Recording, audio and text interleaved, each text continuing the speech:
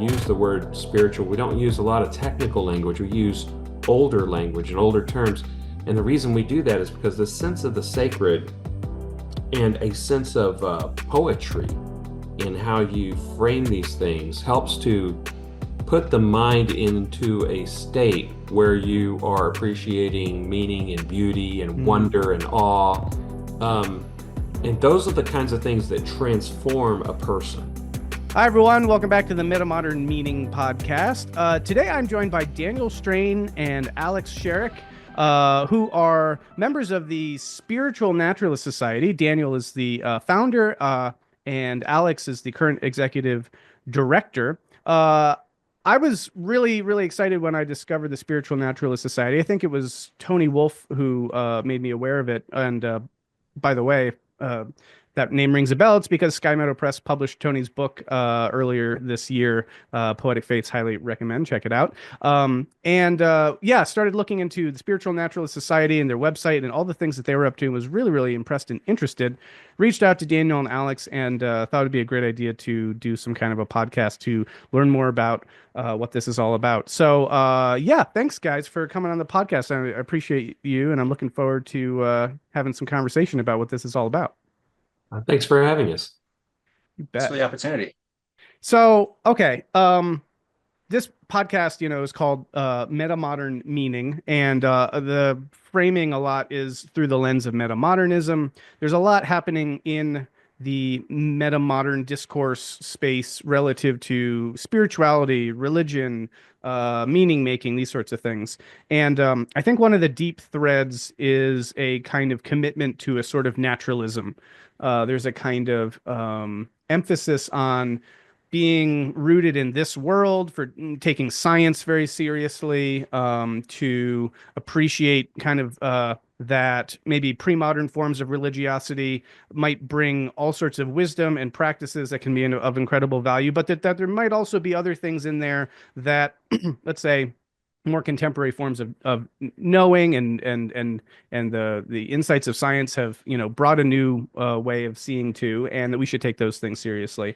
And so various forms of transcendent naturalism, as Greg Enriquez and John Vervaeke have talked about in a series that they did that I was also a part of, or now that they're talking about extended naturalism, and other ways that people are engaging, spirituality through a kind of naturalistic lens, I think is really at the core of a lot of metamodern spirituality and meaning making. So something like a Spiritual Naturalist Society really, perks my ears and gets me excited. I guess maybe why don't we start with what is that? What is spiritual naturalism? How are you guys conceiving of this? And then we can talk a little bit about the society that is sort of dedicated to this. Why don't we go to you first, Daniel, as the founder of SNS? Talk a little bit about what is spiritual naturalism. Sure. So the term itself probably has its earliest appearance at the end of the 19th century, 1890s or so. So it's been around a little while, but it hasn't been real well known. When I came across it, I had already kind of landed on those sorts of ideas as being relevant for myself personally. And I would have just joined in with whatever organizations were already surrounding spiritual naturalism, except that there really weren't any at the time. Since then, we've seen kind of an explosion of all kinds of different naturalistic spirituality movements. And so we started in 2012, founded the organization, reached out to a whole lot of people when we first started, and some of them became members of our advisory board, some of them joined their council, and then others became volunteers doing a number of different other roles. And I'm sorry, did you ask me to talk a little bit about spiritual naturalism itself too, right? Yeah, by all means, unpack that phrase a bit, spiritual naturalism, because again, I think a lot of people are going to, well, arguably not the audience of this podcast and this channel, but a lot of folks, when they hear spiritual and naturalism together, are going to be like, I don't understand how those things go together. Isn't spirituality inherently about spirits or supernatural things? So how can that, So I don't know, maybe that's one angle to go at it through, but however you'd like to unpack that phrase. Sure, I think that deserves to be talked about directly. I don't like to use quotation marks around the word spiritual. I really mean spiritual, but what I mean by spiritual is what I believe is the broader, more generalized, and really more ancient understanding of the word. Um, its etymology hails from wind or breath, and there's traces of this in the language today, like when we say school spirit or you're not following the spirit of the law. We're not talking about ghosts, obviously. We're talking about what is the essence of the law, what is the essential aspect of it. So everything has a spirit. There's a spirit of the nation, a spirit of the times. And what we're talking about is the general character of it. So we're talking about a person's character. Now, the current understanding of spirits and spirituality is dominated by supernaturalists. And so they believe that that's the mechanism behind one's spirit. But of course, as naturalists, we look at cognitive science and that sort of thing as our basis of understanding. Nevertheless, things have a character to them. They have a spirit to them, and our lives have a spirit. There's a spirit to our lives. The spiritual are the essential things in life. And so when you're focused on the profound things in life, you're working on things about yourself and your character and how you approach the world and how you deal with challenges in the world, how you deal with psychological uh, uh, trauma, how you deal with one another, your ethics, your sense of meaning and purpose and value, and all of those things, of course, are still relevant for naturalists. And there's really no other word that captures what we're trying to get at than spirituality. It is our spirituality, capital S, no quotation marks. And that should be of no real unusual surprise because, every tradition has its own lexicon, its own set of definitions for things. Um, Mercy, forgiveness, compassion, these all have slightly different definitions in Buddhism than in Christianity, than in Islam, and what have you. And so it should be of no surprise to anyone that naturalists, when they speak of their spirituality, we have our own lexicon and our own meanings for those words. So a spiritual naturalist would be a naturalist who really is interested in pursuing those deeper things in life, Mm. Yeah, that's awesome. practices and especially. Yeah. Well, maybe real quick, also to speak to the naturalism part. How would you define that? Yeah, people vary, individual naturalists vary in how exclusive they are with their naturalism or how stringent they hold it, how strongly they hold it. Um, all spiritual naturalism assumes only the natural world. It's not spiritual naturalism because we're holding out some sort of possibility or agnosticism about there being something. That's kind of a misunderstanding that I often see people kind of have about spiritual naturalism. No, it's absolute naturalism is what it's based on. But is naturalism all there is in the world? Can there possibly be unmeasurable, unseen realms that are what would traditionally be called supernatural? I don't think we can know that because that would be to make a declarative statement about something for which you have no evidence one way or the other. So, to stick with naturalistic principles of reason and evidence, all we can really talk about is what we see. And for the rest, I leave that just sort of, we don't know. We try to stay humble about those things, but we're not going to base our spirituality or our spiritual practices or our sense of meaning or direction in life off of those things. Yeah, really well said. I see it very similarly. I'll go to you in a second, Alex, too, but just a couple thoughts before we get yours on this topic. Yeah, I on the essential part, that's really interesting because a lot of my work is about meaning, and I have come to sort of have a very almost technical definition of that, and it deals a lot with the a maintenance and enhancing of the viability of a being or an entity in a context. That if we think about viability and we then think about what is valuable to someone or something, an animal or a person in context, then we're able to appreciate what are essential things, and why things are particularly, let's say, important, or why they matter so much relative to other things. So, the mundane, superficial aspects of life are going to be not particularly existentially fraught, but those things that we register as sacred but even just as important, there's sort of a spectrum along which these concerns can fall. And the things that really land as like profoundly meaningful or essential, to use your terms, I think, yeah, very appropriately, I think we regard with reverence and with great care and with great concern. And those are what Paul Tillich would say are matters of ultimate concern. Um, so anyway, just your phrasing is slightly different, but it's very overlapping with a lot of the things that I see as well. And then on the naturalism part, that's also very important. The kind of openness to the epistemic humility about things that maybe down the line could become understood as fully natural, but lacking, evidence in to the degree that other kinds of naturalistic claims that they're made. Those are open questions. I mean, one of the things for me is science is, in some ways kind of the prototypical naturalistic endeavor for knowledge production. And yet we would be profoundly hubristic if we thought that our scientific paradigms were complete and we knew everything. I mean, almost every scientist will say it's just the opposite. And we're always discovering kooky, odd, weird, spooky stuff all the time, entanglement and whatever, the things that just blow our mind.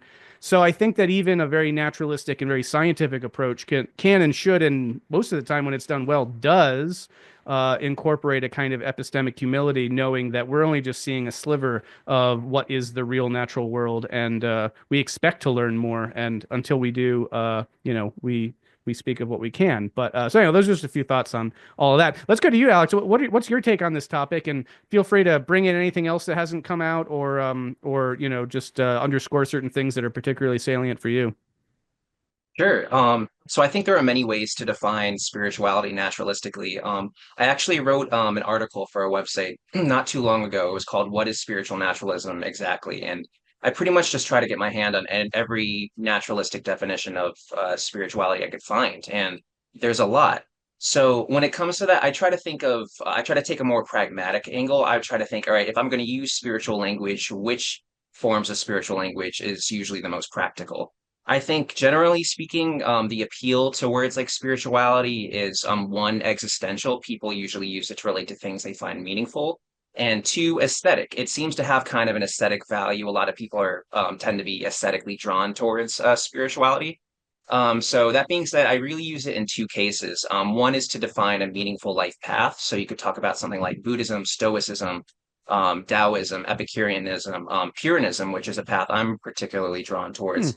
And you could also use it to designate a subculture, particularly any subculture that surrounds itself with existentially meaningful symbols, music, art, and even traditions and rituals, which rituals, I'm not really talking about it here in a supernatural sense. I'm almost describing it as like a form of performance art. And I mean, we could go a lot into that later, but really, if you look at a lot of these spiritual cultures, they tend to have these elements. And I think when I think from a naturalistic perspective, when I look at kind of the latter definition of looking at spirituality as a subculture, I think of basically organizations like the Atheopagan Society or Humanistic Judaism, or what would be another one, or like the Assemblage of Arite, which is a new Hmm. one that we recently partnered with.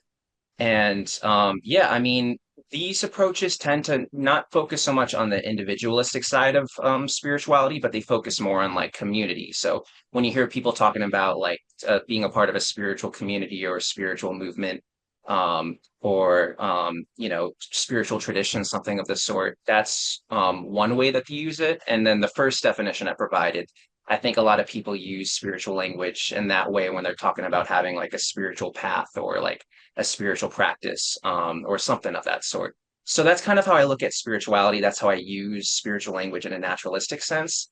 when it comes to understanding naturalism, I think it's really helpful to kind of designate that there are typically understood to be two camps of naturalism. There's metaphysical naturalism, you could also call it ontological naturalism, and that's basically concerned with like what exists. So when people say that like, oh, the cosmos is all that there is, or that the universe is meaningless or meaningful, they're making metaphysical assumptions. They're making assumptions about what exists. So that's one. And then the other one is methodological naturalism. You could also call it epistemological naturalism. And that's an approach I gravitate towards more. And I think that complements more with how Daniel described it, and that it's focused more on like the scientific methodology, the scientific method, and natural ways of acquiring knowledge, of the natural world. And I really like how Daniel describes it as a humble approach to knowledge. On our website, when we describe naturalism, he talks about it as a humble approach to knowledge. And in my view, I think that's the best way to pitch naturalism to someone. I think it's a lot more attractive. It's just the way it's kind of talked about. It sounds more meaningful rather than just saying like, "Oh, I don't believe in anything supernatural." I think that puts a lot of people off. And Mm, in my perspective, when I tell people I'm spiritual but I don't have supernatural beliefs, like I kind of notice they seem taken aback by it. I think it's they recognize that their beliefs are almost under threat. But when I take a more when I try to describe it as like a humble approach to knowledge or a path to inquiry, I think a lot of more people are attracted to that. I think it's a lot more attractive from that perspective. And I think it's also a lot less dogmatic. I mean, personally, I wouldn't really describe myself as a what do you call it? Metaphysical naturalist.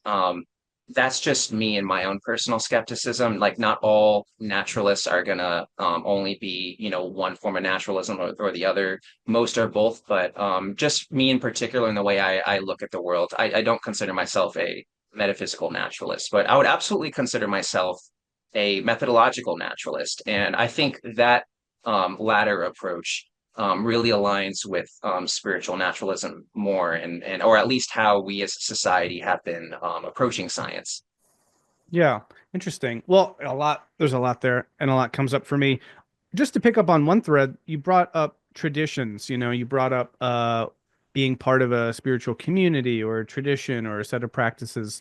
Um, that's such an important thing, I think, in general, but I think in this particular moment, there's a kind of urgency that people are feeling around that, and really hungry for connecting with a spiritual community. And I feel that spirituality as a term has tended to get a bad rap, maybe justifiably so in some cases, as being highly individualistic, and maybe not having the kind of roots or depth that a kind of certainly an ancient spiritual tradition, might have.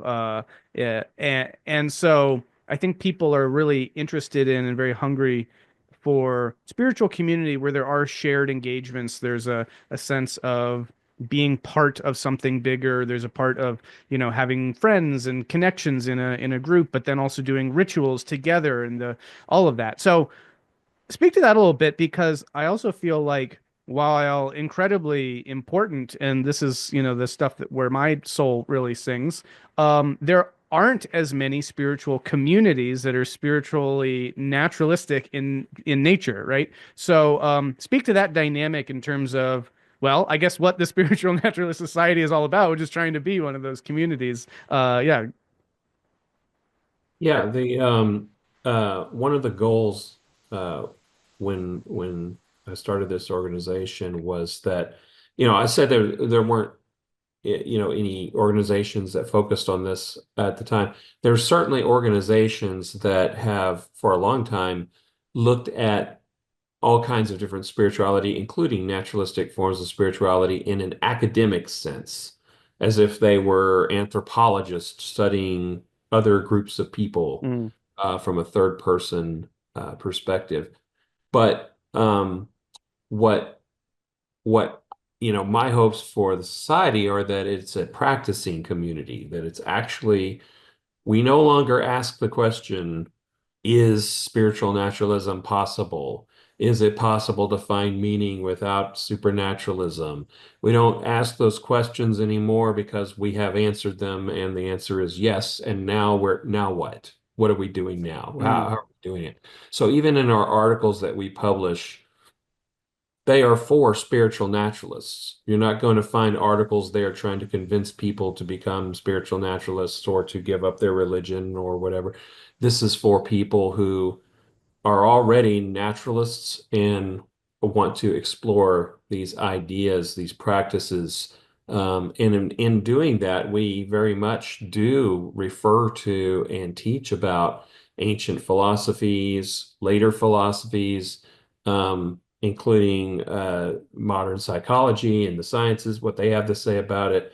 And we look for a kind of a holistic uh, inclusive, wide perspective on that, so that basically different members will tend to gravitate toward what speaks to them, what works for them.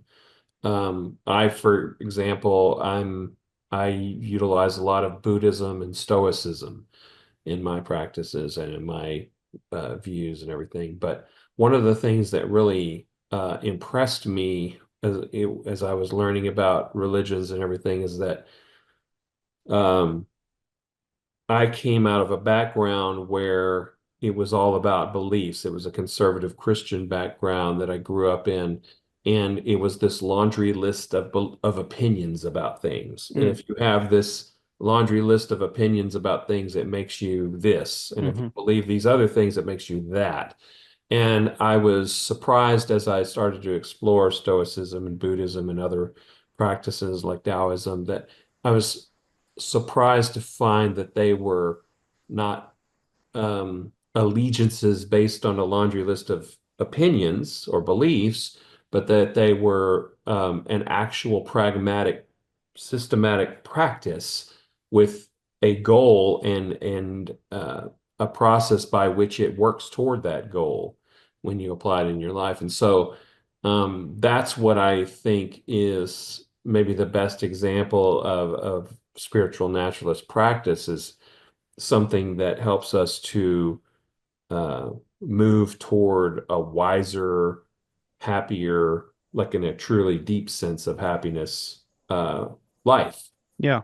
Well, actually, that's a great segue because I did want to get your both of your stories about kind of how you came into this. You already alluded to some of that, Daniel, but maybe you could say a little bit more for just a couple of minutes around some of, what you were brought up in, and then some of the turning points, and then what that journey then looked like to spiritual naturalism. Sure. Yeah, my family were conservative Christians growing up, and like a lot of people around high school and college, I started questioning a lot of those ideas. I got into philosophy, started really examining them. And by the time, I mean, I remember the exact moment that I became an atheist, that I left Christianity behind, where I was standing and what I was doing at the exact moment that I kind of reached that conclusion. I'd been thinking about it for a good 10 years before that, and I felt like I had gotten to the end of that list of things to, Hmm. and then immediately after reaching that position, I thought, okay, well, what do I believe? Because just staying at atheism was untenable to me. Hmm. I needed to base my life on something other than not something Yeah. else. So, uh, I then went about basically ignorantly recreating humanism. Didn't realize until I went further and did more research that this already existed and that it's called humanism and that there are groups of people around it. And that excited me a lot. I was a little bummed that I didn't actually invent anything, but I was very excited that it did exist. And I got involved with the humanist organizations and became the president for a time of the Humanists of Houston. And then I had another humanist organization, the Houston Secular Humanists. And we did a lot of great, good stuff. We did a lot of good works and a lot of good programs we put on. We grew and expanded those communities from just, a small circle of older white men to include families and all kinds of diverse people from different backgrounds. And I was real proud of everything we did there. But me personally, after a while, I started to realize that, the Humanist Manifesto, the third one at least has six major points, and they all have different. The first, second, and third manifestos have different structures to them, but they basically boil down to a small generalized set of principles that are very good principles. I fully agree with. I still consider myself a humanist. I am a humanist celebrant as well, and um, that's all well and good, except that because it is such a broad and generalized set of principles, it doesn't really approach the depth of, say, the Pali Canon or Mm, mhm, or even the works available in a lot of ancient philosophies. Doesn't it isn't meant to get down to the nitty-gritty of like how you deal with issues in life and uh, how you form your character and what kind of practices and methods are effective for that. It doesn't deal with those kind of details or those kind of pragmatic, applicable things for an individual person. And so I went back to my earlier love of philosophy and just started exploring. And so within my humanist organization, I started a club within that organization that was called the Humanist Contemplative Club. mm, And so a humanist contemplative is basically a variety of spiritual naturalists that's a religious humanist, to use the technical term for it, which in their sense, the word religious humanist doesn't mean religious in the supernatural sense, but just in a structural kind of sense. mhm. And we had meetings and explored a lot of really neat ideas. I had a blog going, the Humanist Contemplative blog, for a number of years. And that's where a lot of these ideas began to percolate that eventually led me to spiritual naturalism and led to the Spiritual Naturalist Society. And what I realized is that I wanted to not intellectualize talk about it just on that level, but I wanted to actually practice these things and get into these things. And I found limited, certainly there's a subset of the humanist community that's very interested in spiritual naturalism, but not all of them. And at the same time, there's a lot of people from other traditions who overlap and are interested in naturalistic forms of spirituality. So I thought it would be more appropriate to branch off and create a different organization that specifically focused on this, that could appeal to and welcome everybody, whether they came in through the humanist door or they came in through the Christian door or they came in through the Buddhist door or whatever it was. Mhm. Um, so that kind of my own personal journey kind of mimicked what eventually led to Yeah. SNS. Well, real quick, and then we'll go to Alex with the same question, but were there, maybe you could speak a little bit to things that have come out of your contemplative, praxis-based approach that you weren't getting from kind of just humanism, like maybe specific experiences or Mhm. things that you could actually say, oh yeah, like this really takes things up a notch Mhm. if you do it this way or something like that, from a Yeah, personal there's experience. some really important differences. When you go and you speak to a humanist group about meditation, uh, it feels like everyone wants to hear about meditation. They want to hear about how it works, what it doesn't do, how all these things. And then when the talk is over, they're like, okay, we talked about that topic. Mm, Let's go into this. And mm, so nobody ever actually, I mean, you could lead them in a meditation there in the event if you wanted to, but you don't get that feeling that they're really wanting to engage in meditation as a practice on an mhm, ongoing basis, which is what it takes to really experience the efficacy of mhm, it.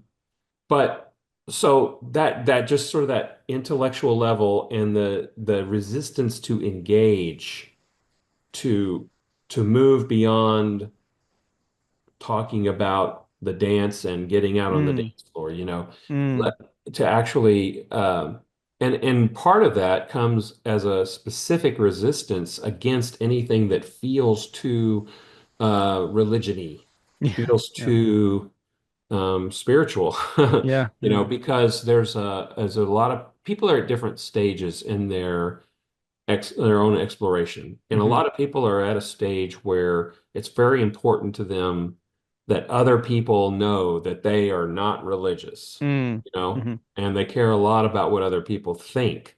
And maybe it's not even a egotistical thing. Maybe they're at a stage where they think that it's important to set a good example for social reasons. So there could be even higher reasons for that. But what I found is that when you start looking at these practices, another reason that we use sacred language, we use the word spiritual, we don't use a lot of technical language, we use older language and older terms. And the reason we do that is because the sense of the sacred and a sense of poetry in how you frame these things helps to put the mind into a state where you are appreciating meaning and beauty and Mm, wonder and awe. Um, and those are the kinds of things that transform a person. yeah, That's what really the role of ritual is. mm, These are all very pragmatic things. They have specific functions to them. yeah, It's not just entertainment. It's when you engage in these different kinds of practices, I say it's like opening your back panel and voiding your warranty, and getting into there and you're tinkering with your way of reacting to the world. And you will notice as you apply these things that they do transform you over time. They change the way you naturally react to the world, to other people, to events. Um, they change your emotional responses. All of these things are formative, mm, and you can apply them in this way. But to do so requires a kind of engagement that, if you're too busy fighting the culture wars, mm, and making statements about and caring about whether someone's going to think this or that about you, that is a huge distraction to that kind of engagement personally. Now, I think a person could do both. They could engage in their own personal practice, and then they could go out and engage in a very political kind of organization that focuses on social causes and everything. In fact, we encourage that kind of participation in society, but it's not what we're focused on. We're focused hmm. on when you sit down to build the person in the mirror. Mm, Um, how do you do that? How do you do it? yeah. Oh, that's so fascinating. Real quick, you brought up being at different stages of this process. My focus in a very intense way at the moment, because I'm doing a lot of research on this, goes to the issue of stages of faith that comes out of a model that guy named James Fowler developed. And faith here just meaning how people make meaning more broadly. But real brief, there's a sense of a kind of what he calls the synthetic conventional stage, which is that kind of well, let's say, Daniel, your story mirrors a lot something I went through as well, coming out of a very kind of conservative evangelical Christian background. And there's a way that there's, you follow that list and you say the right thing, you're part of the group, this sort of thing. This is kind of what it's about. And then you get into this, or you can get into this individuative reflective stage, as he refers to it, where you start critically reassessing these things and being like, do I believe this? And what's the evidence? And does this make sense? And then that critical reassessment can go any number of directions, but it can also kind of get stuck in a kind of just sort of heady intellectualism of sort of, well, for one, there is often a kind of demythologization and a kind of disenchantment, which can be felt as rather unfortunate, but sort of, well, that's the way it goes. Um, but it can kind of stay very, yeah, just sort of conceptual, intellectual. And what you're talking about really sounds like that move into the next stage, which is what Fowler calls the conjunctive, which is where you really move into, and there are different ways of talking about this, but you mentioned that return of the aesthetic of poetry and art and that kind of more ancient language to evoke that sense of the sacred. And that being a transformative thing as well, in a really powerful way through sort of living into it.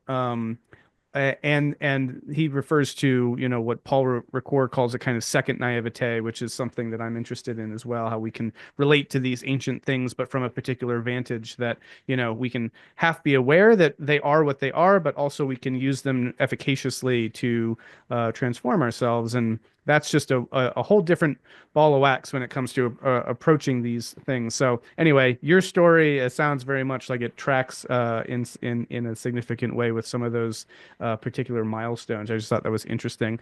Let's go to you, Alex. What's your experience with all this? Take us back to kind of your biographical journey through your life and where you started and how you got to where you're at now. Sure. So I think for most of my life, I've been what you could describe to be as like a fantasy prone personality. Just as like a little kid, I was always attracted to like not just like the fantasy genre, but just like supernatural stuff. And I was raised a Protestant for the most part, but my family had very like spiritualist views. Like my parents had a lot of paranormal experiences that they would tell me about, which at the moment I saw as sort of incontrovertible evidence that there's a supernatural reality out there. So for the most part, I just use Christianity and the Bible to explain that stuff because just at that point I didn't know better. But around high school, I really got into martial arts. I used to practice the Korean art of Hapkido, which the version I practiced, which was basically a sort of Korean Aikido, but it had a lot of elements that I would consider spiritual. Like it talked about like the pressure points, the meridian system, things like chi, which led me to the chakras, which led me to astral projection. And once I got there, I kind of took a pause because like my Christian beliefs were telling me this stuff was demonic, you know? Mm, So I went kind of back to my fundamentalism for a while. And then once college came along, I was a little bit more lax with my Christian beliefs. I think part of it was like honestly just like the social pressure to conform, you know, like especially in college when everyone's out and partying and stuff like that. I think there was a part of me that like, you know, like growing up with the beliefs I had, I was a bit of a prude in high school. So I was really wanting to fit in. So I became kind of a conformist, you know. And I was a little bit more lax with my views then. And then at some point, second semester freshman year, I decided, all right, I'm gonna try to strengthen my faith more, get back into my Christianity. And I took a Christian scriptures class, mm, which was at the Catholic college I went to. And I remember learning about how there were contradictions in the synoptic gospels. And like mm. a Catholic college is teaching me this. And I was like, okay, well, this is new. And I'm like, well, if God's word is perfect, then you know, like why would his word be like contradictory, like, you know, if it's perfect? So I started to look for that elsewhere. And then based on, you know, going back to like the my interest in like martial arts and chi and stuff like that, I pretty much went through like a whole like new age hippie dippy phase for pretty much most of my college years. I just started out with a broad new agey perspective. I got into like Ram Dass and Be Here Now and all that stuff. Mhm. I did bhakti yoga for a while. I literally had this altar in my room to like this guru, which my the people that I lived with must must have thought I was a little nuts for. Um, but yeah, I did that. I got into Vedanta for some time, which was interesting, and I just really wanted to try the whole spiritual buffet. Like I got into like Wim Hof for a while. I got into like ceremonial magic. Practicing that was interesting. Getting into that was interesting. Um, I was attracted to like neo-paganism. I went through like a whole Terence McKenna and Carl Jung phase. Like I was Mhm. just trying everything out at this point and just exploring what worked and what didn't work. And the more I learned, the more I picked up, the more skeptical I became. And it wasn't from influences like outside of the community at all. It was actually influences from inside of the community. There was this YouTuber I used to follow at the time. He went by Koi Fresco. Now he goes by Vishuddha Das, and he's a supernaturalist. But I looked up to him at the time. He's a spiritual YouTuber, and at that point, I was aspiring. I wanted to be a spiritual YouTuber. I thought that was going to be my life's calling. So yeah, he had a video about crystals, and he was talking about how like crystals don't heal people, but they can have like a placebo response. And he was saying that like there's no peer-reviewed evidence out there that crystals can hear people. And this was my first time really coming across the concept of like peer review. Mm, Like growing up in high school, like I remember peer review was like, oh, you're reviewing a classmate's paper. Like, I don't think they really kind of nailed it into us that it's really a series of checks and balances for, in the scientific method. So learning that was really interesting to me. And then I started coming across concepts like pseudoscience, which that was like whoa to me. I never really knew what pseudoscience was. Like I don't think maybe my ADHD brain wasn't paying attention in high school if they did ever teach me that, but like I never heard of that term until like literally like late 2010s, like early 2020s. So then I'm like, all right, I want my spiritual practice to have no pseudoscience in it at all. I want it to be scientifically accurate. And then not long after that is when I discovered Susan Blackmore and her Hmm. research on out of body experiences. And I pretty much attribute it to her as to why I'm a naturalist. I watched her lectures on out of body experiences, and um, it kind of just was the nail in the coffin for me, where I realized, like, okay, we can't rely on these experiences that people have to justify a supernatural world, because, at the time, that's kind of what was providing the whole foundation for that whole set of beliefs for me. So that happened, but I still saw that there was like a baby in the bathwater. I saw that there was still like something to all that stuff I learned that I still wanted to apply to my life. That seemed like not just good for myself, but I just thought, like, if like I lived in a culture that embraced some of these good elements, I think that would be great. So around that time, I started getting into people like Andrew Newberg and his writings on mystical experiences in the brain. What else did I get to? I think just reading about Susan Blackmore too. Like I think on Wikipedia, I don't know if it still says it, but I know it's said that she advocates for secular spirituality. So I'm like, okay, secular spirituality is the thing. Let me look more into this. I went to the Wikipedia page for that, and I think somewhere in it mentions spiritual naturalism, and I'm like, oh, spiritual naturalism, what is that? I look at the Wikipedia page, and I'm just reading it, and I'm like, this is exactly what my worldview is. This is Hmm. exactly what I believe. I go to the website and I'm like, yep, this is my worldview. Like, this is like the type of camp I belong in. Like, this is what resonates the most with me. So I think for pretty much about a year or two, I was following the society. I was a member, just reading articles, just trying to learn as much as I could about the movement. And I think it was around 3 years ago. Gregory, our former executive director, like he put out that they were looking for someone to run their social media. And me, my day job is in social media and marketing and stuff like that. So I'm just like, oh, I would love to get involved. This is something I'd love to be a part of.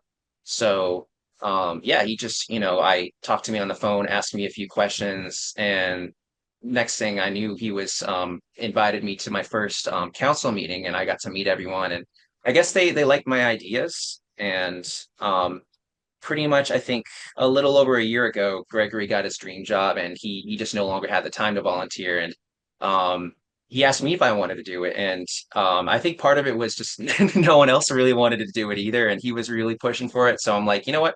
Like, I want to get involved. I really, this group really resonates with me. This movement really resonates with me. This is something I'm really passionate about. I want to get as involved as I can. So, yeah, here I am, pretty much, just still trying to figure it all out, but still applying what I've learned in ways Yeah. that seem to work. Well, that's Now, the awesome. whole And it's a, council was, oh, oh, sorry, go. no, go ahead, Daniel. The whole council was very happy to vote Alex in as executive director. He has a really great talent for talking about spiritual naturalism, and also has done a lot of really wonderful things to help move us into modern media that we had fallen behind on and that had outpaced us. And so, yeah, we're all really thrilled at the new directions that Alex. Yeah, I've seen on Facebook and other places some of the stuff that you've put out, Alex, and I know you've got a Substack also maybe that's a personal Substack or whatever, but there's a lot of stuff that you're putting out there that video wise and things that seems to be reaching a broader audience. Maybe briefly, especially so being now the executive director, talk a little bit about what the Spiritual Naturalist Society gets up to. People are watching this or listening to it and they're like, hey, maybe this is also the right place for me. Maybe this is my camp. Obviously, I'm sure they'll go check out the website, but say a little bit about what you guys all get up to and particularly, well, No, let's just start there. Yeah. Sure. Talk about SNS and what it does. So I think the main value to just like the term spiritual naturalism is I think it's a really wonderful umbrella term. And I think there's so many approaches to naturalistic spirituality that are just appearing and springing everywhere. And they're diverse, you know, not everyone is going to be a secular Buddhist, not everyone's going to be a naturalistic pagan, but many of us all agree on our naturalism and we still want to help support each other and get our views out there. And not in an evangelistic like pushing our beliefs on people type of way, like we're not going to go door to door spreading the good word of spiritual naturalism, but we recognize that there are many people out there that are looking for similar approaches to spirituality, and we just want to let people know that like, hey, we exist, this is an approach to spirituality too. It's not just naturalism versus or it's not just secularism versus supernaturalism. You can be a naturalist and you can be spiritual. So I think a lot of what we do is to really unify and bring together a lot of these groups so we can all, mutually not just support each other, but learn from each other. But I think it's just, Well, are yeah. there like meetups? Are there what are some of the is there programming? Yeah. Yeah, so there's a ton of them within the various organizations that we're partnered with and which we promote. We have our own meditation group, which is ran by Rick Heller. He runs the meditation group at the Humanist Chaplaincy at Harvard and MIT, and we're sort of a co-sponsor of that. Hmm. And yeah, no, Rick has been really great, and that's kind of our biggest regular meetup. I know Daniel's got his local group in Houston. We have like a few local groups, you could call them. I think we call them like SNS hubs that are kind of around the country, which for the most part, I think they're pretty loosely organized and on the internet. But there's some local meetup groups like Daniel's. So, but yeah, in addition to that, like we have partner organizations that have their own meetup groups, like the Atheopagans. They have a lot of meetup groups.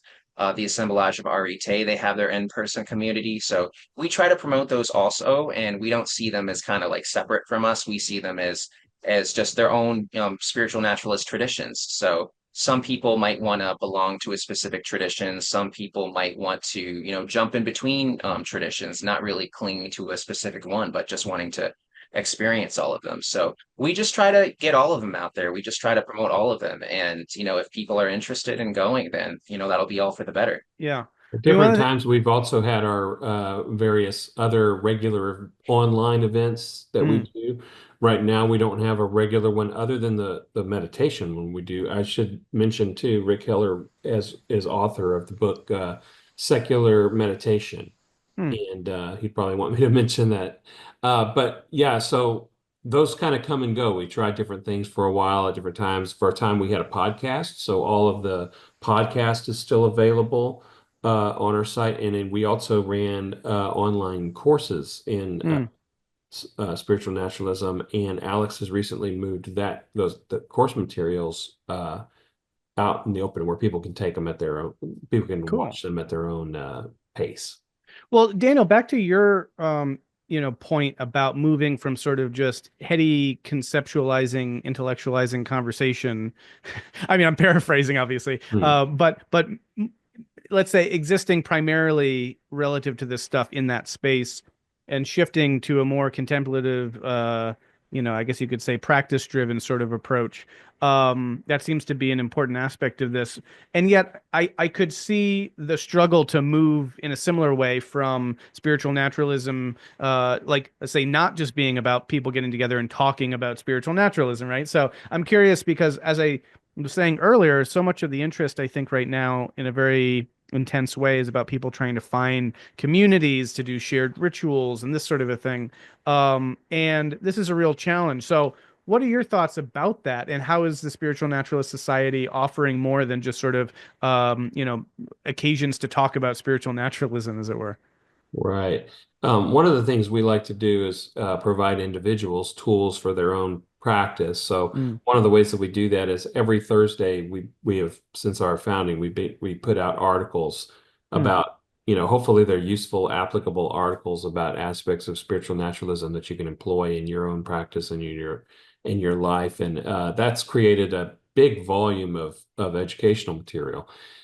But what you're talking about in terms of, obviously the ideal would be if we had, a building somewhere and Mm, people who would all come here and then we'd yeah. actually be engaging in these practices together as a spiritual community. And we have constantly been probing with different attempts that kind of work for a while, and then we kind of massage them and change them, and then we go on hiatus with that to try something else later or to plan. And so we've kind of done a lot of different kinds of things, experimented. And one of the things we're always probing for is like, where are we really in terms of being able to support something like that? Because we have, for one, the fact that we're a minority, obviously Hmm. in the country. There's a minority of spiritual naturalists, but I think it's actually a lot larger than we have reached. So we're not yet at our saturation point by any Hmm. means.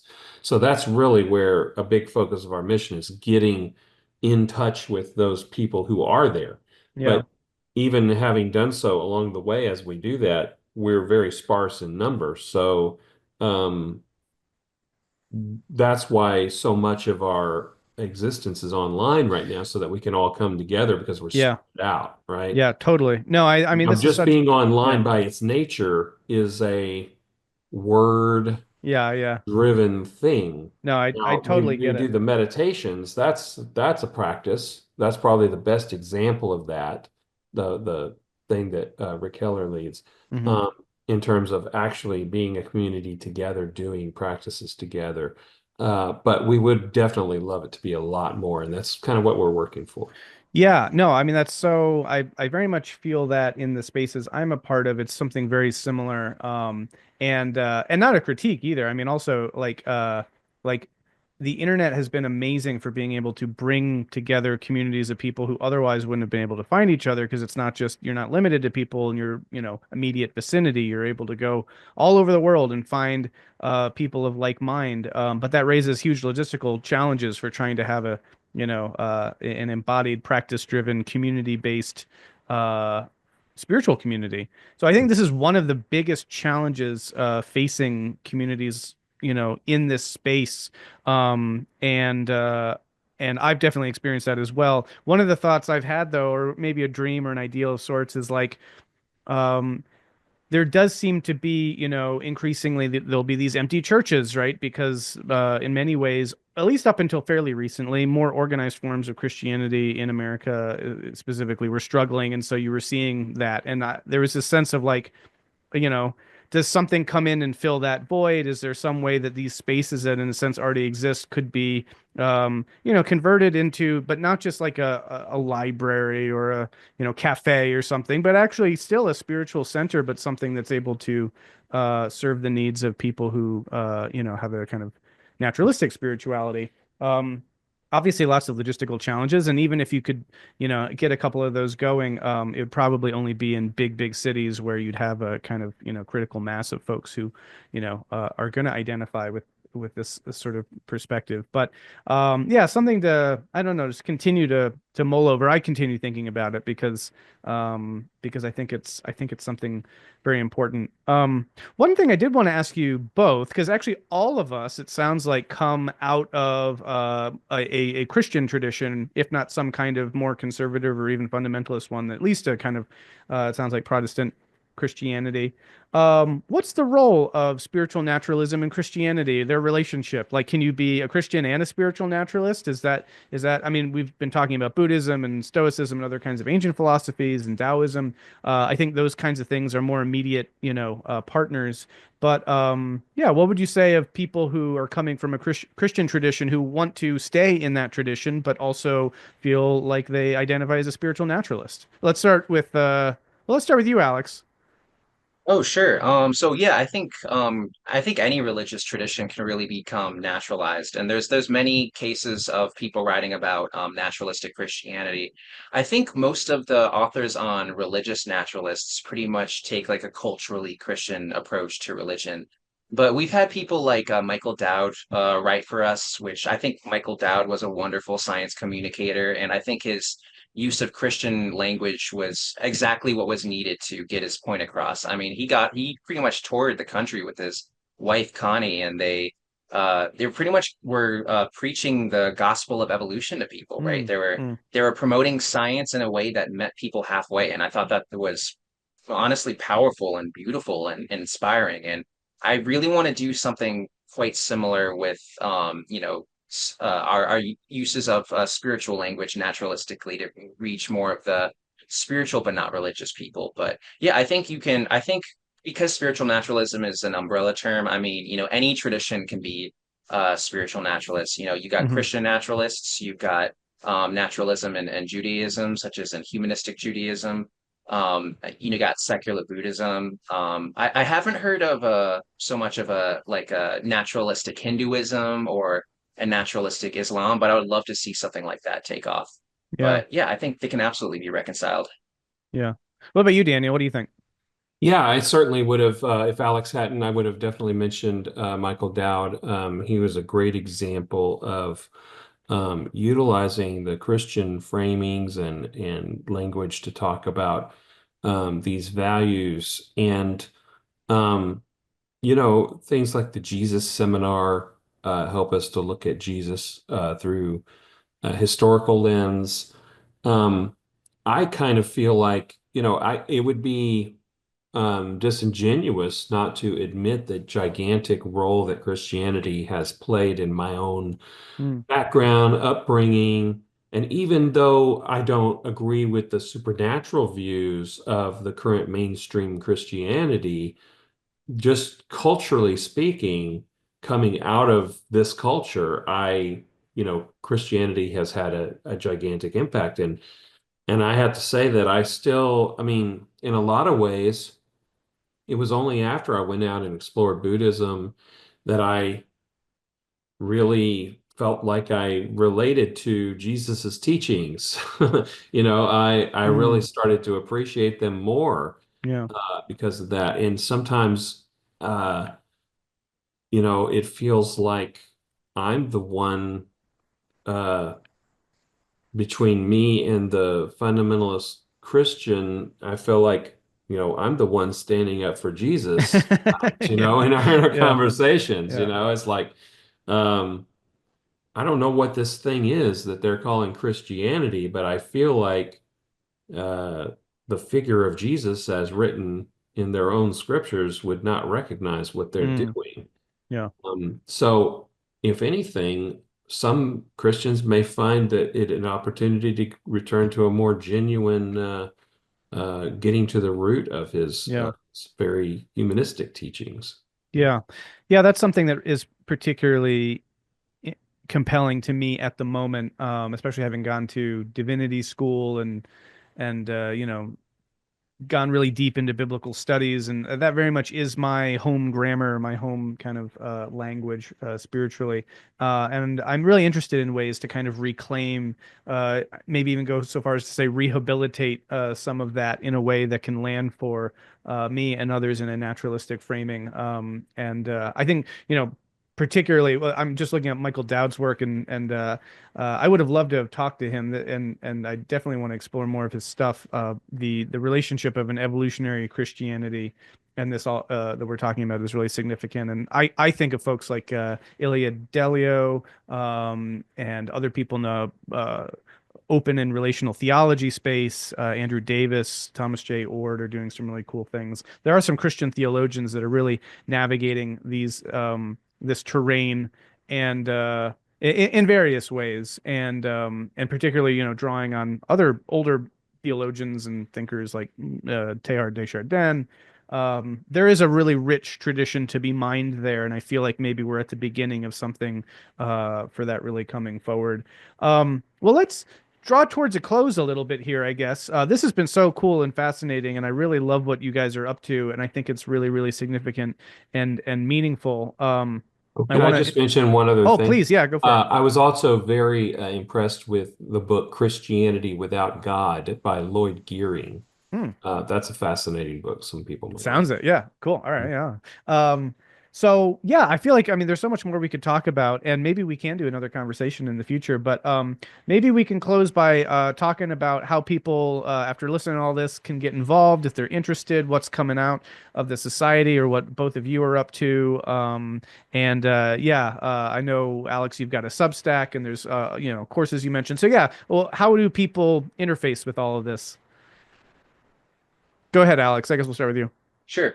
So I mean, there's many points of contact with us. I mean, we got our website. We have a ton of articles on there that you can browse through. We have links to pretty much all the naturalistic spiritual traditions we could kind of come across and partner with. We have those on our website also. We've got our podcast on our YouTube and on Spotify. We've got our meditation group that we mentioned that Rick hosts. Um, and we also have our course, which is on our YouTube. And one thing that we're actually currently working on planning is we're working on a sort of online event for later this year. Hopefully, if we play our cards right, we'll be able to pull it together. And our goal is really like we're thinking really ambitious about this. We're almost thinking of it as kind of like a Woodstock for spiritual naturalism. Like we Hmm. want a gathering of the tribes. We want to bring Yeah. all these different traditions together into one event and see how we could all interact with each other. And then hopefully that we're hoping that that might boost visibility of just like the Yeah. movement itself. But yeah, I think that's pretty much everything on the top of my head. Is there anything that I missed, Daniel? The website address itself is snsociety.org. So S is in spiritual, N is in naturalism, snsociety.org. And yeah, that's the best starting place, I guess, for everything we're doing. Yeah, awesome. And that this Woodstock event sounds super cool. In fact, another person I wanted to mention in relation to this is my friend Patrick Barry. Patrick and I have been talking a lot. He does a kind of meetup with sort of like a Stoic philosophy group in Pittsburgh. He's really interested in third spaces. He was aware of you as well. So a lot of people in this space are finding you guys and finding a lot of value in the work that you're doing. And I do think that I mean, there's a lot of the conversations that Patrick and I have some kind of umbrella organization, some kind of structure that can help, bring together these various communities. You mentioned Daniel, basically reinventing humanism, right? I feel like a Mhm. lot of people, in some ways, are having this experience with kind of spiritual naturalism. They're kind of doing their own version, and then there's a lot of reinventing the wheel going on, and that's great in some ways because you get a lot of slight variations and diversity and all that. But in other ways, it's a lot of redundancy and inefficiency. And if we could kind of all connect up together and kind of yeah, work together, then there's a lot of synergy that could come from that. And then you could start potentially seeing buildings and these kinds of things popping up. And Yeah, that's a if really people like yeah. what we're doing, we are very welcoming of jumping in, taking a sense of ownership in it, and being a part of not just as a member, but any degree you want to volunteer and get involved. We're really enthusiastically welcoming of everybody who wants to join in what we're trying to do. Cool. Well, I would love to have a booth if it's open at this Woodstock conference and talk about metamodern spirituality. And I know that I have a lot of friends in this space coming from various other, lineages or traditions or scenes or whatever who could also do likewise. And yeah, would love to continue talking to both of you and working with you guys because I think that this is really important. Okay, well, this has been great. Thank you so much. Anything else to add in, or I guess we got all the websites and everything. So I guess we'll just leave it there. Thank you, Daniel Strain, Alex, much appreciated. And yeah, till next time, guys. Take Yeah, care. thank you very much. Thanks so much, Brendan.